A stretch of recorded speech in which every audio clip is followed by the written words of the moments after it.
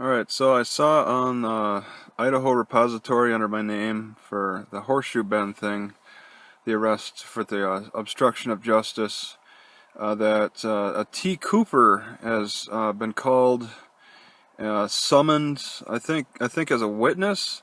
I have no idea who that is. It'd be nice if they spelt the whole name, because I don't know if it's a male or female. I'm just going to say I suspect it's maybe a librarian.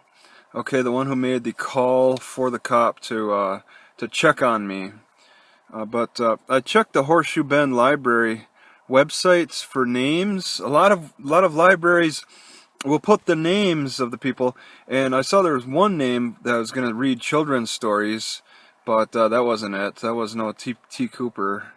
But I suspect it's the library, but it's, without having confirmation, I'm not sure. Okay, so maybe the prosecutor is focusing on the librarian.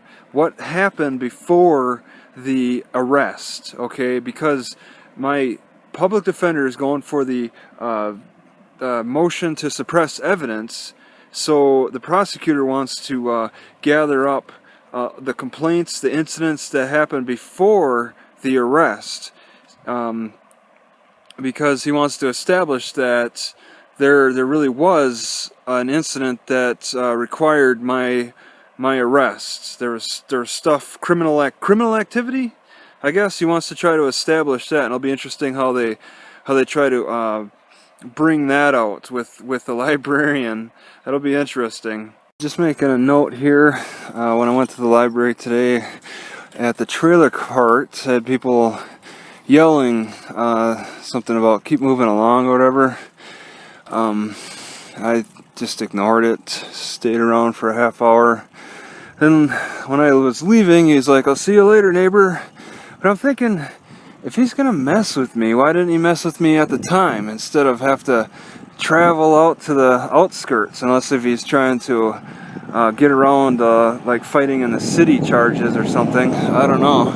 Either way, the sheriff charges the same charges, puts out the same charges as much as the city police. It's pretty amazing to me how incredibly dry it is around here, because I shut my windows completely tight. Everything is just shut tight. Doors are closed completely and everything, and I produce no fog. There's none. Whereas if I were in Washington or Oregon, I would start generating a lot of fog inside the car with all that moisture.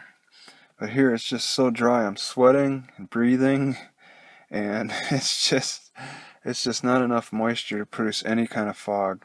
It really is truly super dry around here. Alright, well, the mosquitoes weren't as bad last night. I could hear a collective buzzing right outside my door.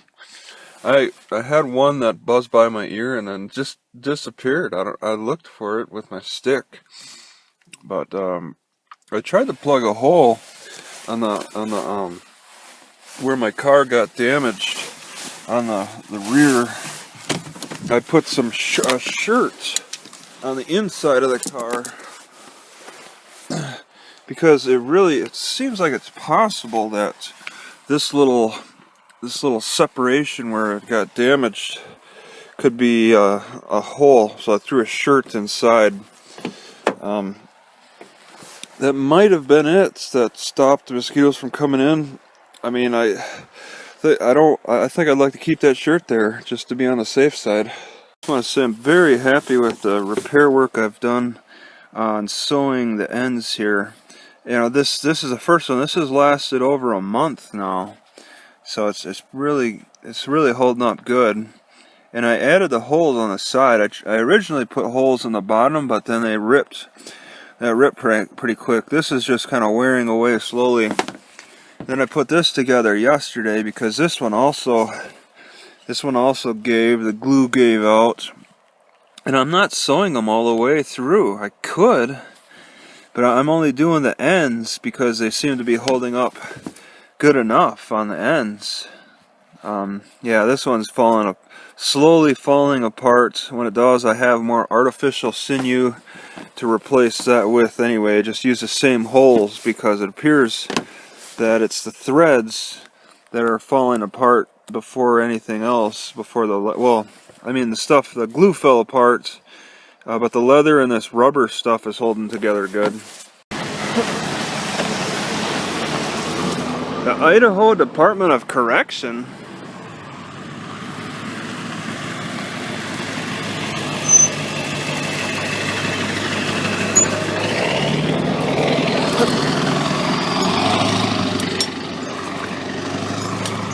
That's odd. It's pretty smoky here this morning. Maybe they're going to battle the fire going up into the ridge areas. They had some weird big equipment thing. I don't know.